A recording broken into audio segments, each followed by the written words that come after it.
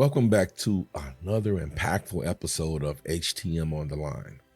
I'm your host, Bryant Hawkins Sr., and today we're going to have a truly enriching conversation with a remarkable leader in the healthcare technology management industry. My guest is none other than Andrea Bordenca, CEO of Desco Medical, leadership coach, public speaking advocate, and someone who's deeply passionate about inclusive workplaces and emotional intelligence. Not only has she helped expand Desco's footprint across the East Coast, but she's also inspiring leaders to lead with presence, compassion, and courage. We cover everything from how Desco serves over 200 surgery centers to how Andrea navigated hard lessons in leadership to why emotional intelligence and public speaking are game changers for HTM professionals. Trust me, you'll walk away with more than just insight. You'll walk away with inspiration. Let's get to it.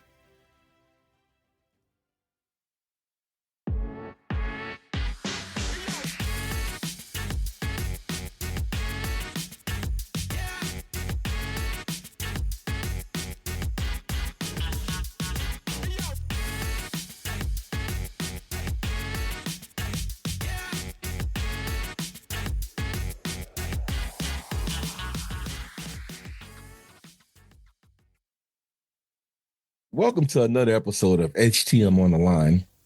Today I have a very special guest, Miss Andrea Bordenca. How are you doing today, Andrea? I'm doing really well. How are you? I'm doing just fine. Thank you for coming on. I'm Glad excited. to have you. You excited? Yeah. Now, before we get started, I know it's the generic question, but tell us a little bit about yourself for those who may not know Andrea Bordenca. Well, I'm a mother of 3 boys. The oldest is 23, the youngest is 15, and my middle son is 22. I reside in Western Massachusetts near the Connecticut line in Ludlow. And something to know about me is that on one of the leadership, there's so many leadership assessments out there. So on the Myers-Briggs, I'm an ENFP, if that means anything to anybody. And another assessment I took that I can't remember the name of, I got 100% collaborator. So I rate high on collaborative. So I'm a very collaborative, that my leadership style is very collaborative. So I do love to bring people in and include my boys and men, I should really say, in all of my endeavors, and my husband as well. So yeah, I like to integrate all the different parts of my worlds, and so they sort of overlap and synthesize into each other. Okay, great. Now, The main reason why I have you on here is, of course, your relationship to the healthcare technology management industry. Yeah. And Desco. Now, what is your position with Desco? I am the CEO and second generation owner. My father founded Desco in 1970. So April 1st is our 55th, 2025, our 55th anniversary. And, the HTM industry has always been, I always refer to it as my older brother. I grew up with Desco. My mom was one of, my dad's first employees when he started out. And then she was a nurse practitioner. So she just helped him a little bit in the beginning. And then I brought her actually back on some years ago, and she retired. Now it's been 5 or 6 years. But Desco's been very much a family business. We had family members working there. We have employees who have family members that work there. So Desco, give us a little bit more of what Desco has to offer to the HTM industry. Yeah. I love that question. So when I came on board Desco, I've been working on and off with Desco since I was in middle school. And when I came on in an executive role back in 2000, so I was named the CEO in 2005. So it's my 20th year. And I've been in an executive role since 2000. One of the things I really loved about it, what my dad brought to Desco, was we started in laboratory and then over the years evolved into different markets that had like specialty markets. So in the 90s, he started servicing sterilizers in ORs. And then when I came on board in 2000, we started to expand our imaging. And in 2008, we really started specializing or adding to, I should say, surgery centers to our repertoire. So we service a whole bunch over, I would say, I think it's up to 200 surgery centers from Florida up to Maine.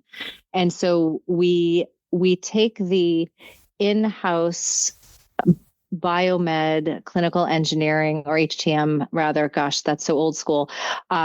We take the model of in-house HTM and we do a hybrid for the surgery centers. So we have, although we're not in-house at surgery centers, because we have so many different modalities that we serve, we have multiple field service techs and engineers that go to the different surgery centers.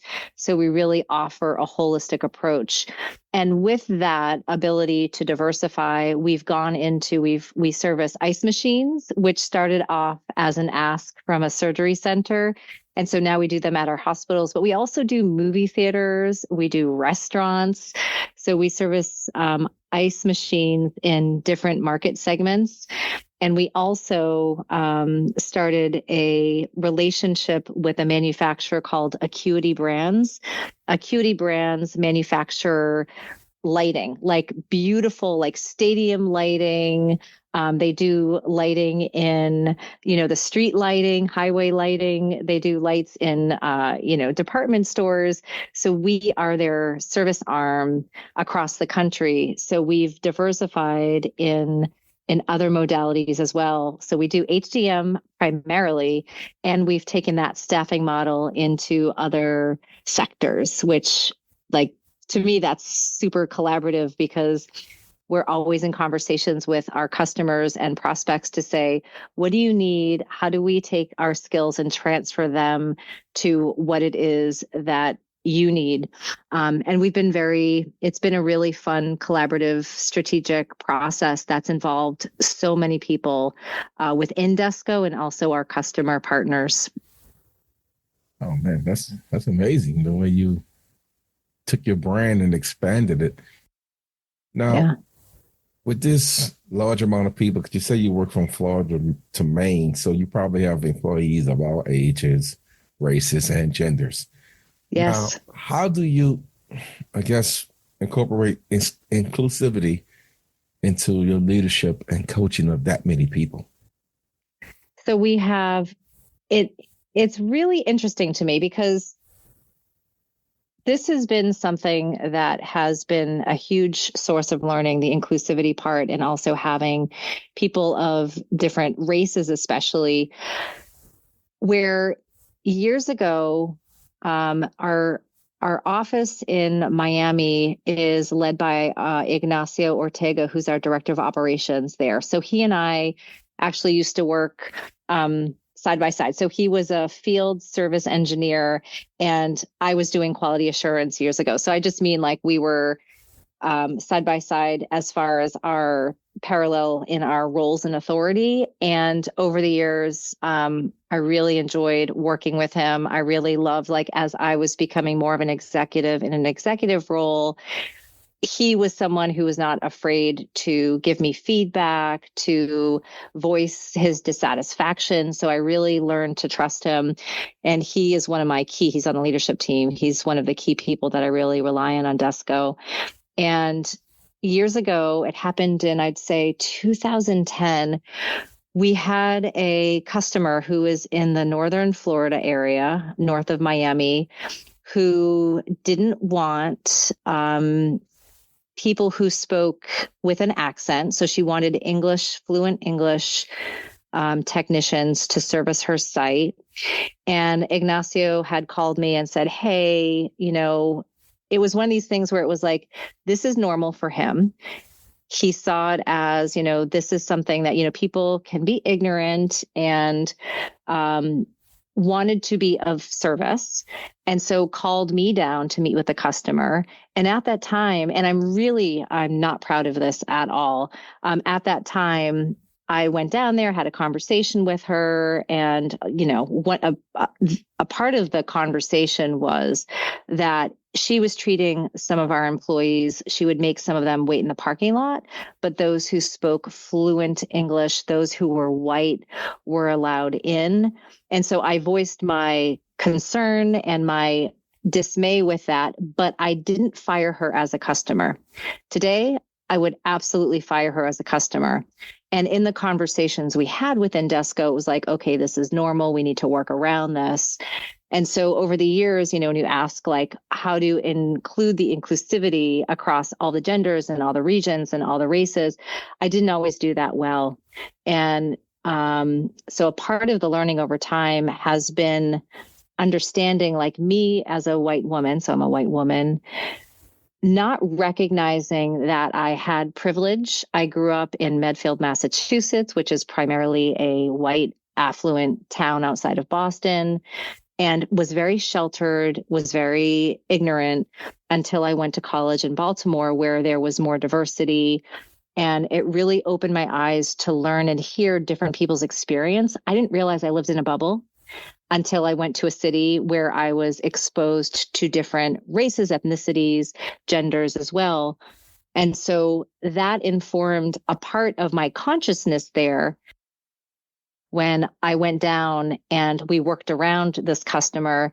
We kept her on board as a customer and saying like, that was wrong of me. And Ignacio will share his story too. And he's been open about me sharing the story as well, is that he will no longer allow or tolerate that as well, because he's realizing that's dehumanizing not only him, but his team. And he wants to be an ally and amplify the voices and create equity. The old narrative that he had was, I'm from Cuba, he's from Cuba, and that this is the price I need to pay to be an American citizen. And he's recognizing, he's recognized over the last few years now that that's not okay. That's not a story that he's willing to live. That's not a narrative. And that's not a narrative that I'm willing to allow within Desco. So if we have anyone who is not okay with any of our employees because of their ethnicity or their race, then that to me is a deal breaker. We are not going to share a future in that relationship. Now, you mentioned that effective leadership involves navigating challenges like you had to deal with down there in Florida. Yeah. And making tough decisions. Now, a lot of that requires self-awareness. Mm-hmm. Now, as a leader, what are some key questions leaders should ask themselves to better understand their impact on their staff in the HTM industry, in your opinion? What are some key questions you think they should ask themselves? Yeah, so I actually think it's more key questions to ask other people. So, there's a certain way that I would say most leaders want to show up, and we can have great intentions, but as we know, good intentions pave the road to hell, or whatever the saying is. And so getting the input from those, like I mentioned, Ignacio, in the early days, he was someone that I knew would voice honestly what he felt and thought. And he has told me some hard truths, some patterns that I've known existed in myself that I didn't realize that other people were picking up on. And so I think it's really important that in order for us to stay in our integrity, that getting the feedback about, hey, these are the questions I tend to ask is, what can you trust me for? And these actually came from a friend of mine named Samir Dua. he would ask, and I ask these questions: what do you trust me for? What can't you trust me for? And then it's like the difficult part of that is then listening.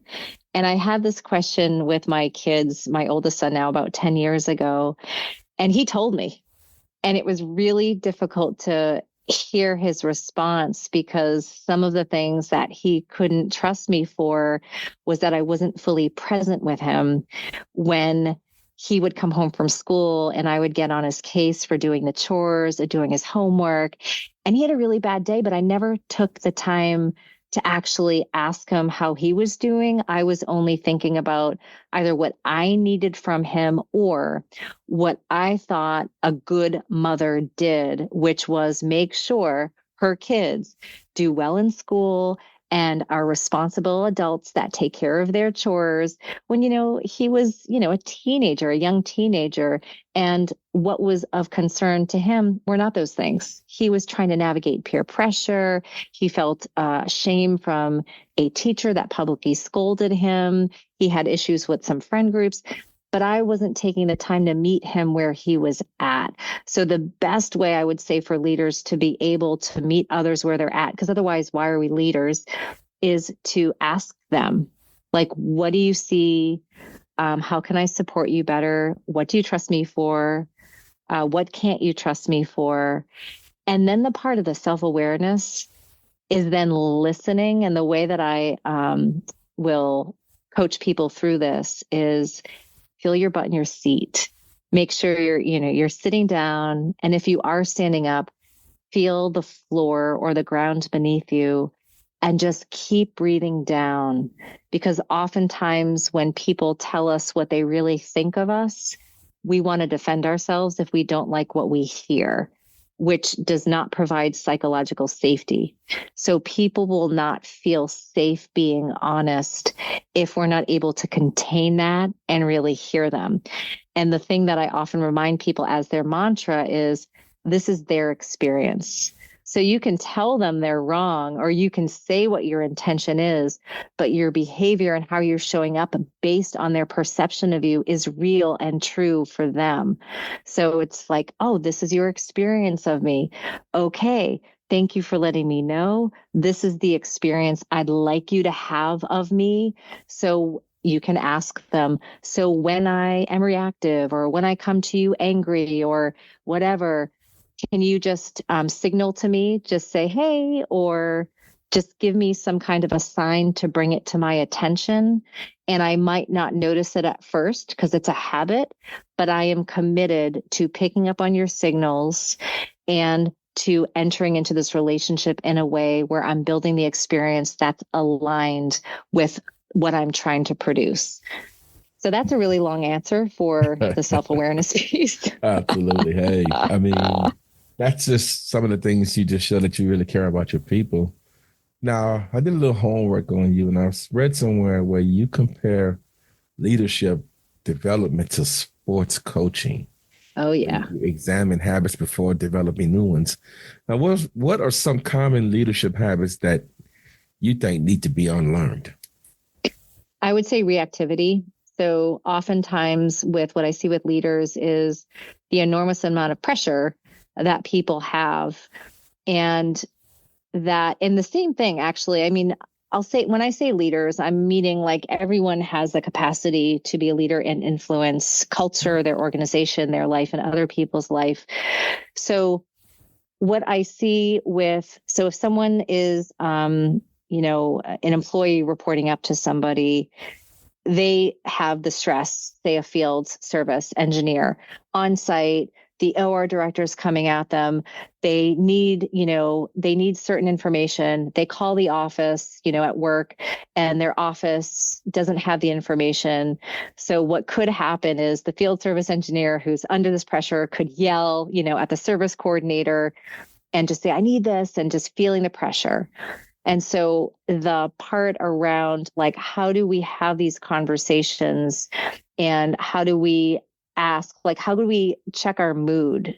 So our mood influences everything that we do. And when you ask a performance, an Olympic athlete, like what they focused on before they won the gold medal, many of them will say, I was just trying to stay relaxed. So the more relaxed we are, the less energy we're exerting and the more present we can be. And it doesn't close people off. So being aware of, okay, what is really going on with me?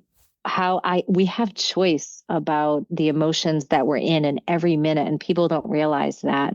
So this reactivity part is something that's very common because life can be stressful. So if we're reacting all the time, we're actually disconnecting from others versus being a little bit mindful of like, okay, I can be under pressure and I can also say, hey, I really need your help versus why aren't you giving me the information? So I would say that part about self-awareness and mood checking before entering into a conversation, I would say like emotional intelligence is so important that this I believe he's a psychologist. His name is Daniel Goleman. And he did some research in the 90s, and he found that people who were emotionally intelligent, so emotionally aware, would check their mood before having certain conversations, were 20% more productive at work than those who were reactive and didn't have high emotional intelligence. Those who had low emotional intelligence underperformed by 20%. So that's a 40% delta. So people say, it used to be, now it's like more evolved, but 10 years ago, even emotional intelligence was seen as a soft skill. And really it's not. There's like hard data that translates into productivity performance. And just like sports, when we're in these conversations about our emotions, about what we're like, how we're connecting to others or not, it's a habit. So for me, I used to be very reactive. I would go to anger, didn't really go to sadness a lot. Now I'm okay, more comfortable being in my sadness when sadness appears. I just grew up like sadness didn't really have a space. When I was growing up, we were told to be tough. And I really appreciate that because there's a lot of resilience I had, but it also built walls. So I didn't really have close, intimate relationships until I really found my husband. And I'm so grateful that I did because he put up with a lot of stuff with me early on. We've been together for 25 years now. But when when I learning just being in a relationship with my husband over the years and me as a leader in my early days, I would get so upset and reactive and I would yell at people. And I had some employees that actually said to me, we're human beings, Andrea. And I was like, what? I'm like, I know you're human beings. And this employee who actually is still an employee with me, so he said this to me about 20 years ago now, he's like, Andrea, I see that you're looking at the schedule and you're trying to maximize our time. And, we have families. We have lives outside of Desco. And so that was like very eye-opening to me because here I am only thinking about we need to satisfy the customer and we have to make sure that we're, efficient and all of the things that drive me to be efficient with my high standards and also a lack of flexibility I was imposing on other people. So then I started to go down this track of learning about emotional intelligence, learning about our nervous system and how that impacts us in all of our relationships. And what I learned is that the more that we can tune in and be in the discomfort of the different sensations of the emotions and the language that accompanies those emotions, the more we can shift how we're being with others. So just like someone who's learning a professional sport, they learn with a coach, they learn to hone, like say, they're playing tennis, they learn how to, hold a racket or get the spin optimized, whatever the heck they do in tennis. I don't really know. I don't know why I picked that one. but they're learning certain skills and they're getting the feedback from their coaches. The same is true for leaders. It's a habit. So we all have certain tendencies, and we all have things that we're not aware of. So having a coach and having that reflection back by asking the people closest to us that we really care about and we value their opinions. And also, I always say to people, I always recommend hiring a coach to get that feedback to help, because there's always a new edge. We learn something and then it gets us to a new edge where there's something else to be learned. And so it's very much like professional sports. We're always honing our skill. Yeah. Now, you touched on emotional intelligence. I can agree with you 1,000% that it's definitely needed in the HTM industry, because I tell people all the time that EI, emotional intelligence, it helps HTM professionals. Number one, we become better problem solvers, leaders, and team players. Ultimately, totally. It also elevates the HTM industry as a whole. And then that in turn brings a great impact on healthcare. Yep. Now, HTM professionals, we may not always be in the spotlight, but our work is in the spotlight every day because of the equipment that we service.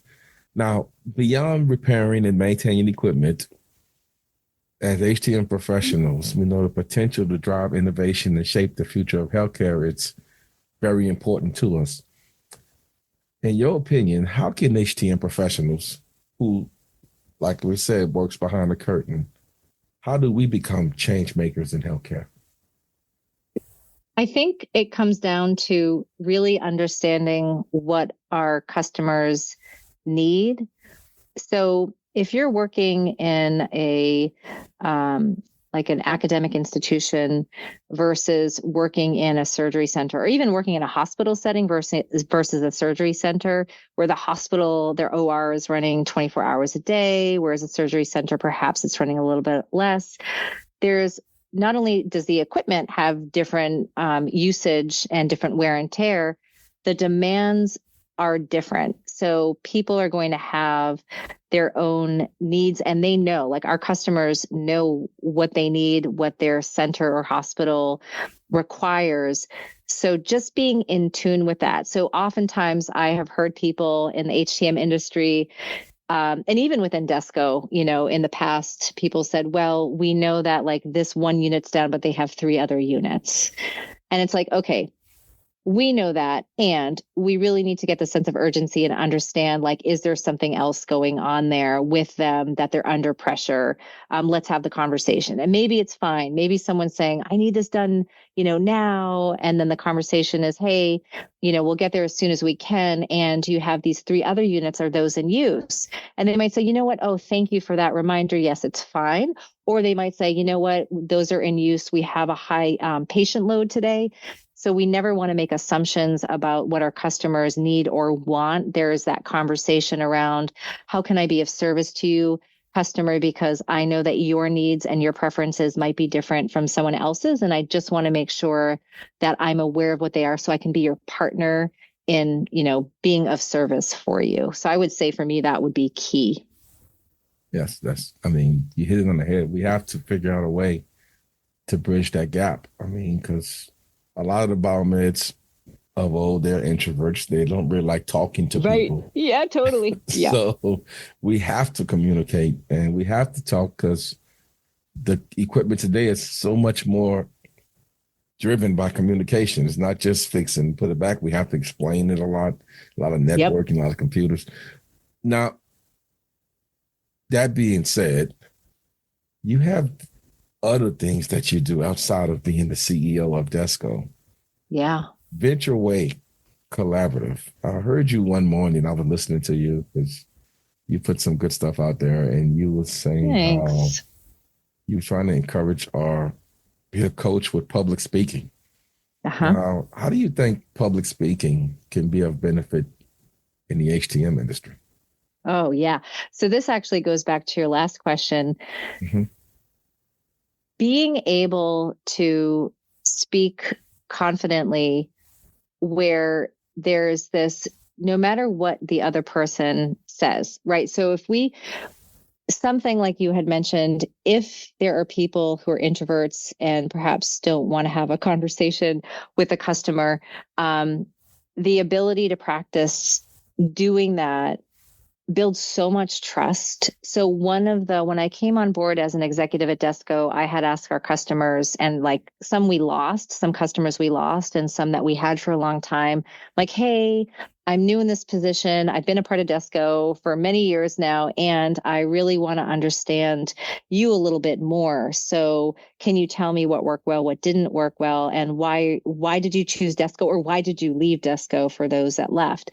And what I heard loud and clear that has become like a huge part of who Desco is that we want to hear the bad news. So if there's a part that's delayed, if someone is running late, if someone can't get there today, oftentimes they would say that we don't hear from our staff, or, our service technician, our in-house person, or our outside person. So we want to hear the bad news. So I started working with the team at Desco because it was a theme that many of our customers said. And I said, okay, we're not going to be like that. What we're going to do is we're going to proactively tell people not only by when we're going to get to a site, if we hit traffic, if we're a little bit late, we're going to call, we're going to let them know. And let's get clear on our parameters of what an emergency is. So fire, flood, patients in danger, a staff is in danger. And we will say to our, customer, if we had a scheduled call and had to be diverted, we will say to our customer that we couldn't go to because there was an emergency down the road, hey, I am so sorry, I can't get there today. There is this happening down the road, and we would treat you with that same urgency if this happened to you. So for me, this skill about public speaking and being able to speak with confidence is all about connecting to the audience. So I love to coach people on their public speaking skills, not only for the sake of that one event that they might be doing to publicly speak. It actually has a lot of other effects as well, which are the practice around speaking more confidently, because I give people coaching practices. So one of the coaching practices I give to people, so please, people, whoever's listening to this, take this or leave it. But if you're someone who gets a little bit nervous or shy around connecting with people you don't know, or a small or large group, is whenever you go to the grocery store or to buy, new clothes, have a conversation with the cashier. Have a conversation, like say hi and make eye contact to somebody in the store, whether they work there or not. Have make eye contact when you're walking down the street, wave to somebody, and you're going to see a variety of responses. You're going to see that there are some people that roll their eyes at you. You're going to see some people that are skeptical of you. You're going to see some people that are willing to talk and connect, and you're going to make their day. But what that practice does is it allows us to see that other people's reactions to us is their filter of the world, or maybe their filter of that day. They're having a bad day. They don't feel connected. So it gets us more confident in realizing that, oh, not everyone's going to shun me or shut me down, that I can actually make connection with people, and how they respond is totally up to them and is not necessarily just a reflection of me. So that right there, that helps us to build more confidence in the skin that we're in. So when we're in front of a group or a team, or even a large stadium of people, that we're recognizing that the people in that room, there are going to be some people that are advocating for us to succeed, and there are going to be some people that maybe are waiting for us to fumble, and that the ability for us to connect with just one person in that room to make impact is enough to ripple out and amplify. So there's a variety of practices that we can do to build up our repertoire for connecting with others when we're on the field at HTM, when we're in our hospital sites, when we're talking to our customers, when we're talking to the CEO of a hospital, whoever it may be, where it doesn't feel so fear-inducing anymore. Yeah, no, I guess I must be using those practices because my wife always teases me and tells me I've never met a stranger, so I guess I communicate well. Yeah, um, I, absolutely. Now, mastering public speaking, how can that help an HTM professional advocate for their work, or maybe to show how much of an impact we do have on the healthcare industry?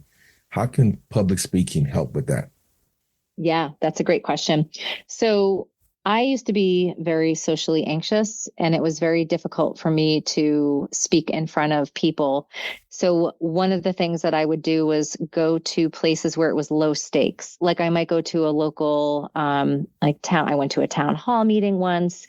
I would ask questions at the gym in front of other members. And the reason why I would do this is because when I would ask people questions or speak in front of others, my heart would start to pound really fast. My eyes would begin to tear up. And oftentimes when I was in that practice, I wouldn't hear the answer because my nervous system was so overwhelmed with like wanting to get out of there because I felt unsafe. Not that I was unsafe, but my body was like, flee. It was the whole like flight response showing up. And I mention this because if we are feeling those nervous system physiological responses when we're talking to people at the job site, that we might get nervous anticipating whatever, like they might be upset. So if they're upset, we might want to avoid that. So avoiding a conversation is a habit, is a practice that many people are very skilled at. So being able to enter into those conversations, we've got a lot of pressure on us in the HTM industry. So we don't always have good news. We do. It's like it's a non-negotiable. We do have to tell people that the unit that they were relying on for that day to generate revenue or to, service their patient, to deliver patient care, it's not working. So if we're not adept at being able to have those conversations and noticing our physiological response, then that's not going to build trust. So the whole public speaking, being able to speak into what it is that we need to connect with others, that I would say is a huge benefit of learning how, or just being more skillful at public speaking, because it impacts us every day. Absolutely. What type of skills can I master in communication that can maybe elevate my leadership presence? But how can you coach me just to make my skills as a leader be more present?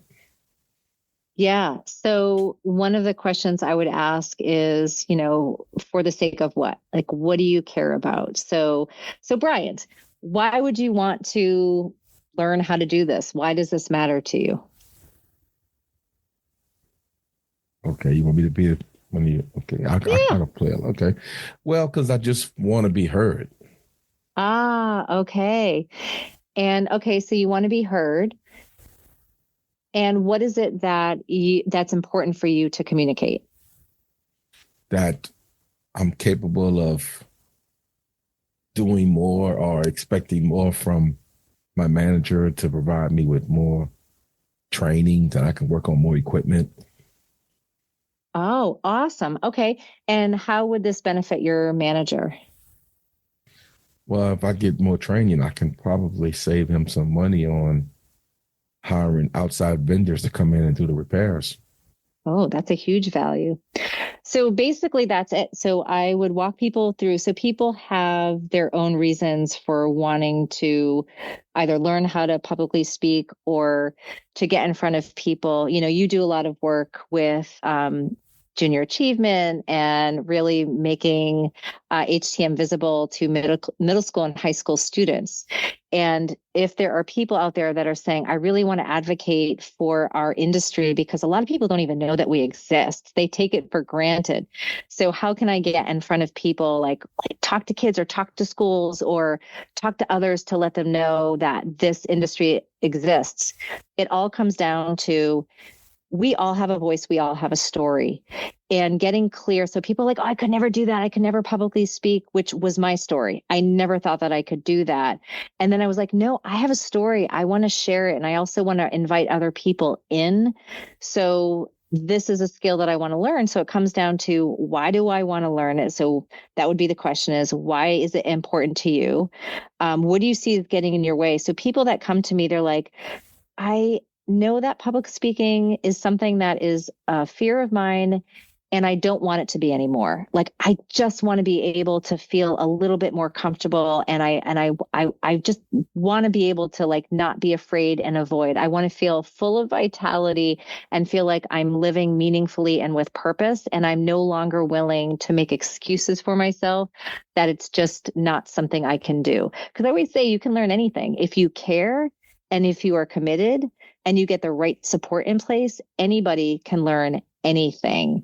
And so it comes down to, what do you care about? What are you committed to? And that's how I accompany people on this public speaking journey of, what is it that wants to be heard? And then, who do you need to speak to? And what's, if it's like a conversation, like you said, with the boss, is, all right, put yourself in their position. What would be of value to them? So you can speak to it from their position. Like, here's my offer to you. So it's not just, I need this, I want this. It's, I really would love your support for me to do this public speaking, because I know it can help us get on the map. I know it can help us recruit people. I know whatever it is. So I think there's a number of things that people really care about and are committed to, and that each one, maybe has a different version of what their story or what their care and commitment and outcomes are. So that's what I try to parse through with people. And also, I have them name, what are you afraid of? What's getting in your way? Let's not have it be this mysterious anxiety that lives in your body. Let's find where in your body the anxiety lives, and what shape, what's the sensation, what's the language that's going with that, so we can demystify it, work with it, name it, and then move with it versus trying to repress it. Did that answer your question, Bryant? I just get very excited about this. Yeah, you did. I mean, I guess it's the first podcast episode I ever did a role play, but I love it. Hey, I like it. I didn't mean to put you on the spot. I'm good. I'm good with it. Hey, I like it. And it's literally turned into a public speaking episode, which is awesome, because I think a lot of HTM professionals need to know how to speak more publicly. And this question popped in my head while you was giving your answer to the last question, and you mentioned about public speaking and the benefits of it.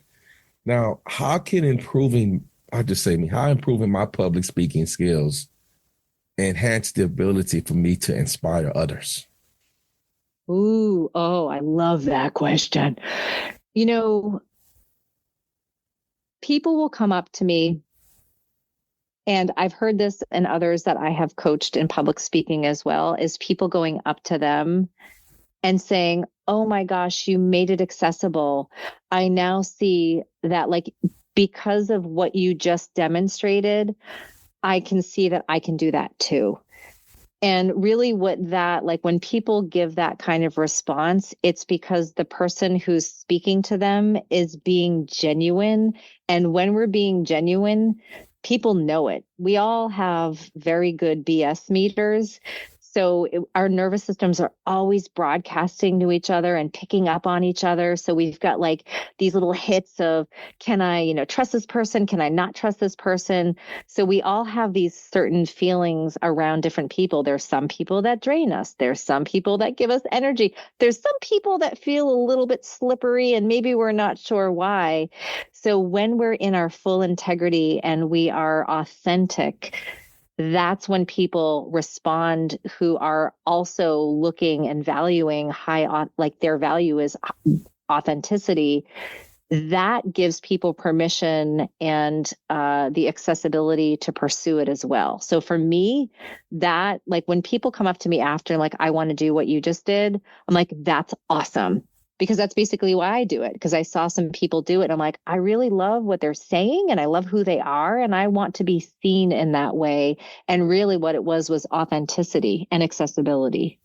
which are for me, those are very two important values. Yeah. Okay. Andrea, I mean, we probably can go on, but what's Yes. next for you? Are there any new projects or initiatives that you're excited about?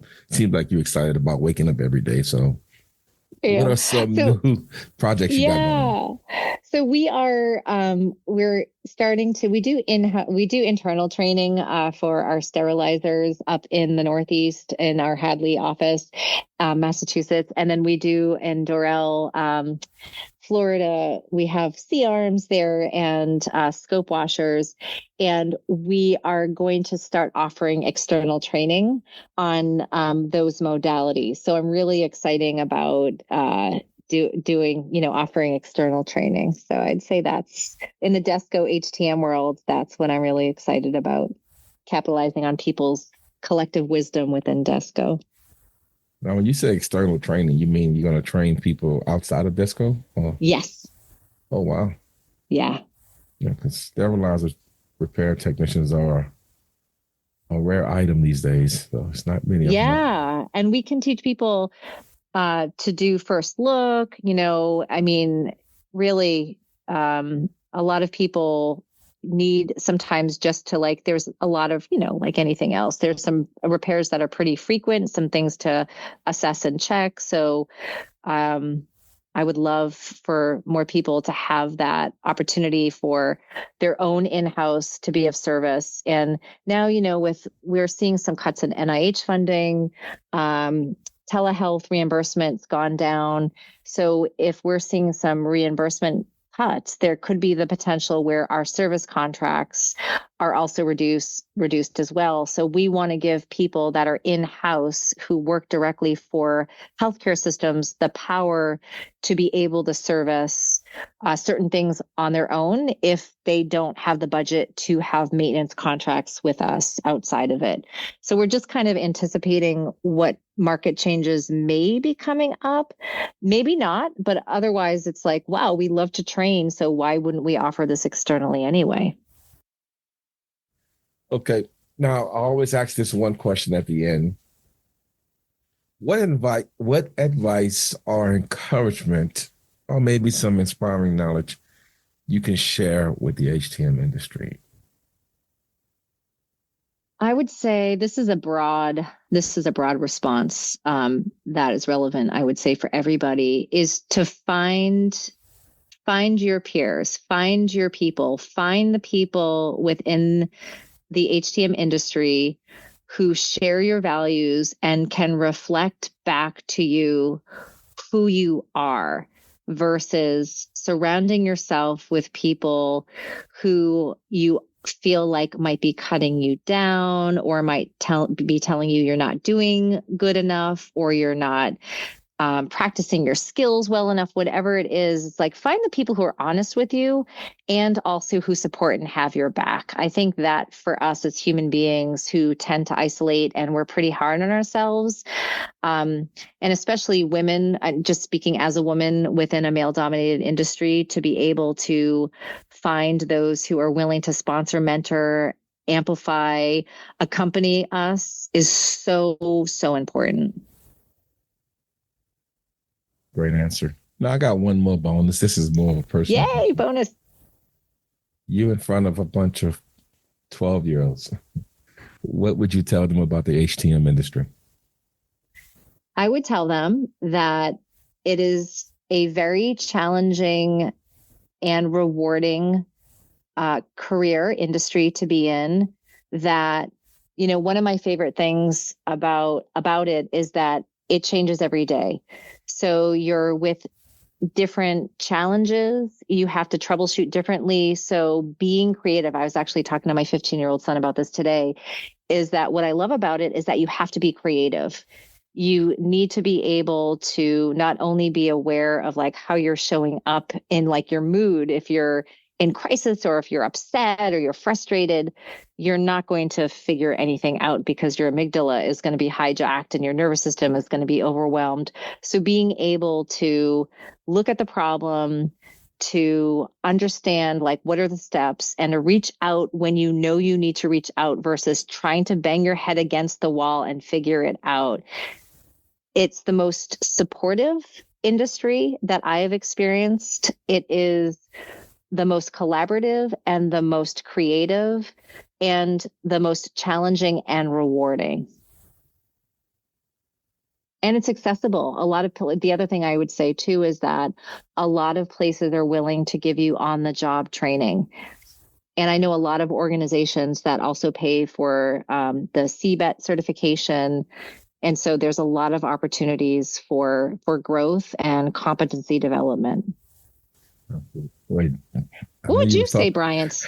I know you was talking to 12-year-olds, but you could, people in the industry right now can use that advice. It's true. What would you say? I'm curious. What would I say to 12-year-olds? Yeah. Oh man, I would tell them that it's an industry that every day you don't know what you're going to expect when you walk into the hospital. Yeah. Every day is different. And that's the good part, I guess, and the bad part. But every day you go to work, it's not mundane. It's not boring. Every day is going to be an exciting day. Totally. And you get to do something that's life-saving. Yes. You get to see people like I work at a children's hospital. So I see the benefit of our work when I see these kids walking around with a piece with an IV pump that helps them walk around. Or when you go in the ICU and you see these babies advancing. Just to share this one quick story with you. Yeah. This past weekend, we had our, there's a fundraiser they have every year. It's the 43rd anniversary for the Sugar Plum. It's a fundraising ball they give every year, gala rather. And they had I think he was 11 or 12-year-old kid. And he was singing Eye of the Tiger. And he came into the hospital at 1 pound. And I can't remember how many months he was there, but he was there a few months. And just to see him at 12 years old on stage singing in front of the people that probably took care of him was amazing. So, oh my gosh, that is amazing. Yeah. So Biomed had a part in that also because he was in ICU, he was on medical equipment, just like the nurses and doctors. So that's what I tell the kids. What you do is just as important as the doctors and nurses because without the medical equipment, they can't take care of the patients. And that usually catches their attention somewhat. Oh, that's beautiful. That is so beautiful. I like your story, your answer is way more compelling. I love it. Andrea, I appreciate you coming on. You're welcome to come back anytime. Oh, thanks. And it was an enjoyable conversation. It was different and I like different, and anytime you want to come back, you're always welcome. Oh, thank you. I appreciate you so much. Thank you. What a powerful episode. A huge thank you to Andrea Bordenca for sharing her journey from growing up in the Desco family business to becoming a thoughtful, intentional leader who's helping transform not only her team, but the HTM industry as a whole. Her vulnerability, wisdom, and commitment to continuous growth are exactly what this industry needs more of. If you're in the HTM industry and wondering how to lead better, connect more deeply, or even step into public speaking to advocate for your impact, this episode should be saved and replayed. Until next time, keep pushing the boundaries, stay passionate, and always strive to make an impact. See you on the next episode of HTM on the Line. Y'all be safe out there.